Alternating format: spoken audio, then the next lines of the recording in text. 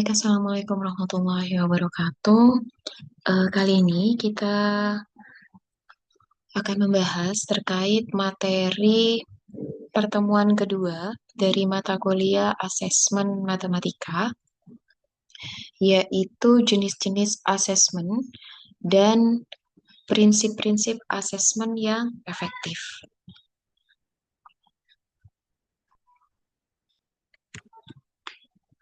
Oke, kita akan belajar tentang eh, apa saja jenis-jenis asesmen dalam pembelajaran matematika, kemudian apa saja ya prinsip-prinsip asesmen yang efektif dalam pembelajaran matematika. Tujuan pembelajaran kita kali ini yaitu ada dua, yaitu menganalisis jenis-jenis asesmen dalam pembelajaran matematika, yang kedua menganalisis prinsip-prinsip asesmen yang efektif. Kira-kira mengapa ya kita perlu mempelajari jenis-jenis asesmen dan prinsip-prinsip asesmen yang efektif? Kira-kira kenapa ya?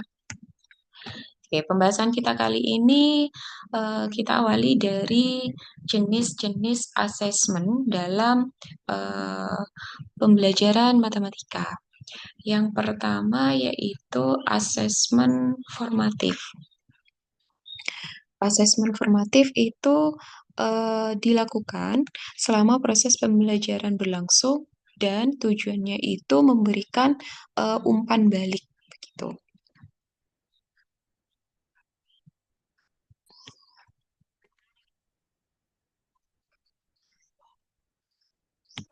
Contoh dari asesmen formatif ya. Contohnya misal seorang guru itu memberikan latihan soal matematika kepada siswa setelah menjelaskan konsep luas bangun datar. Setelah mengumpulkan jawaban siswa, guru itu menemukan ternyata dari jawaban siswa itu sebagian besar siswa masih kesulitan memahami rumus luas segitiga. Luas segitiga ini kan kaitannya dengan luas bangun datar ya. Nah, guru kemudian mengulang kembali penjelasan dengan menggunakan contoh-contoh yang mungkin lebih konkret sehingga siswa itu yang tadinya masih kesulitan dalam memahami karena contohnya sudah konkret, maka akan lebih mudah memahami begitu. Kemudian yang kedua yaitu asesmen sumatif dilakukan pada akhir suatu periode pembelajaran, seperti akhir semester atau setelah menyelesaikan satu bab, untuk menilai pencapaian kompetensi siswa secara keseluruhan. Gitu. Contohnya di sini untuk asesmen sumatif, misalkan di akhir bab mungkin materi persamaan linear satu variabel, siswa itu mengikuti ujian tulis mencakup soal-soal tentang cara menyelesaikan persamaan linear satu variabel. Hasil ujian ini ternyata memberikan gambaran kepada guru tentang sejauh mana siswa itu memahami materi yang diajarkan. Begitu. Jadi kalau sumatif itu di akhir suatu periode, di akhir semester atau di akhir bab gitu ya. Kemudian asesmen diagnostik. Itu dilakukan sebelum pembelajaran dimulai untuk mengidentifikasi kemampuan awal siswa, kesulitan belajar atau miskonsepsi yang mungkin dimiliki siswa terkait dengan materi yang akan diajarkan. Misalkan sebelum guru menjelaskan materi tentang bilangan pecahan gitu ya.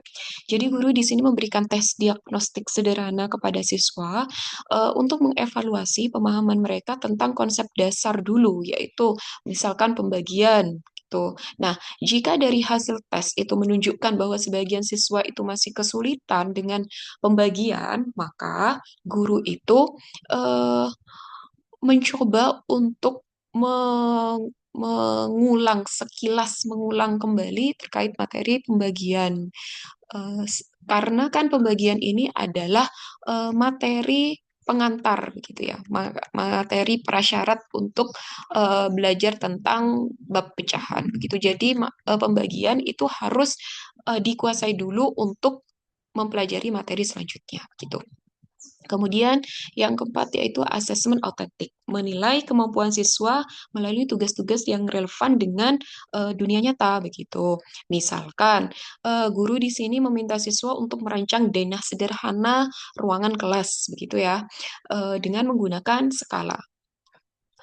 Eh, Siswa itu kan tentu harus menghitung luas dan keliling dari ruangan tersebut begitu untuk menggambar denah dengan skala begitu. Nah, tugas ini tidak hanya menguji tentang pemahaman siswa terkait geometri, tetapi juga mengembangkan keterampilan pemecahan masalah siswa begitu. Kemudian untuk selanjutnya, asesmen selanjutnya yaitu asesmen berbasis proyek melibatkan siswa dalam menyelesaikan proyek tertentu yang membutuhkan penerapan berbagai konsep matematika. Misalkan, di sini guru memberikan tugas kelompok kepada siswa untuk menyusun anggaran kegiatan kelas, misalkan kegiatan piknik sekolah gitu. Jadi siswa itu ditugaskan untuk menyusun anggaran sehingga siswa harus menghitung total biaya, membuat rencana pengeluaran dan menentukan kontribusi masing-masing dari siswa. Nah, proyek ini mengintegrasikan konsep operasi bilangan, kemudian persentase dan juga pembagian begitu. Jadi yang terkait dengan eh, yang nyata-nyata yang ada di lingkungan siswa begitu. Kemudian asesmen portofolio, pengumpulan karya siswa yang mencerminkan kemajuan dan pencapaian mereka dalam belajar matematika begitu. Contoh dari asesmen portofolio, misalkan seorang siswa itu mengumpulkan semua tugas yang telah dikerjakannya selama 1 semester, mulai dari hasil tes formatif, tugas proyek, dan refleksi tentang pembelajaran gitu. Guru mengevaluasi portofolio tersebut untuk menilai perkembangan siswa secara keseluruhan. Asesmen selanjutnya yaitu observasi. Dilakukan dengan cara mengamati perilaku atau proses berpikir siswa selama pembelajaran. Contohnya di sini, misal, selama diskusi kelompok tentang pembahasan teorema Pitagoras. Guru mengamati bagaimana siswa itu berkontribusi dalam diskusi, apakah siswa memahami konsep, dan juga bagaimana mereka bekerja sama dengan anggota kelompok lain untuk memecahkan soal di kelompoknya. Kemudian asesmen yang kedelapan yaitu asesmen mandiri dan antar teman. Nah, kalau asesmen mandiri itu memungkinkan siswa untuk menilai pemahaman atau kinerja mereka sendiri. Kalau asesmen antar teman itu melibatkan siswa dalam memberikan umpan balik kepada teman sekelasnya. Misalkan untuk asesmen yang mandiri, contohnya guru memberikan rubrik sederhana kepada siswa untuk menilai kemampuan mereka sendiri dalam menyelesaikan soal geometri.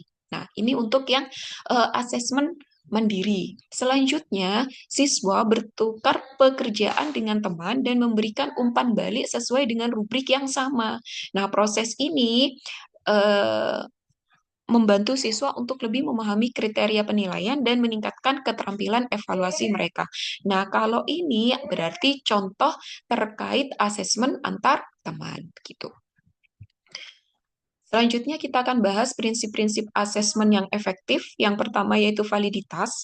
Validitas mengacu pada sejauh mana asesmen mengukur apa yang seharusnya diukur. Instrumen asesmen harus sesuai dengan tujuan pembelajaran dan mencerminkan kompetensi yang ingin dicapai. Kalau reliabilitas itu berarti asesmen memberikan hasil yang konsisten ketika digunakan dalam situasi yang berbeda dan kelompok siswa yang berbeda. Misalkan satu soal tes diberikan kepada 2 kelas dengan kemampuan yang serupa atau hampir sama. Nah, maka hasilnya itu seharusnya tidak jauh berbeda. Kenapa? Karena kemampuan dari kedua kelas itu kan hampir sama atau serupa begitu. Kemudian objektivitas. Objektivitas mengacu pada sejauh mana hasil asesmen bebas dari bias atau subjektivitas penilai. Jadi instrumen asesmennya ini tidak bersifat subjektif, tapi harusnya bersifat objektif begitu. Kemudian keterpaduan dengan tujuan pembelajaran. Asesmen itu harus terintegrasi dengan tujuan pembelajaran. Setiap instrumen asesmen yang digunakan harus mencerminkan kompetensi yang ingin dicapai oleh siswa. Yang kelima yaitu keadilan. Asesmen itu harus adil bagi semua siswa tanpa memihak pada kelompok tertentu. Faktor seperti latar belakang sosial, ekonomi, atau budaya siswa itu tidak boleh mempengaruhi hasil dari asesmen. Gitu. Jadi harus eh, berlaku untuk semua siswa. Kemudian prinsip kepraktisan.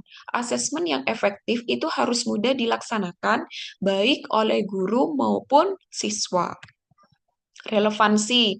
Asesmen itu harus relevan dengan pengalaman belajar siswa dan mencerminkan aplikasi nyata dari konsep matematika, relevan dengan dunia nyata atau dengan kehidupan sehari-hari siswa.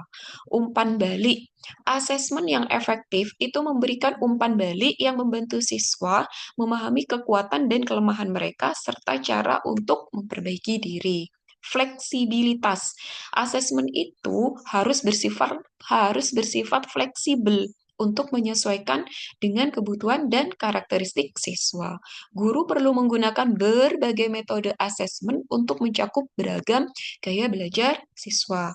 Yang ke-10, penggunaan data untuk perbaikan pembelajaran.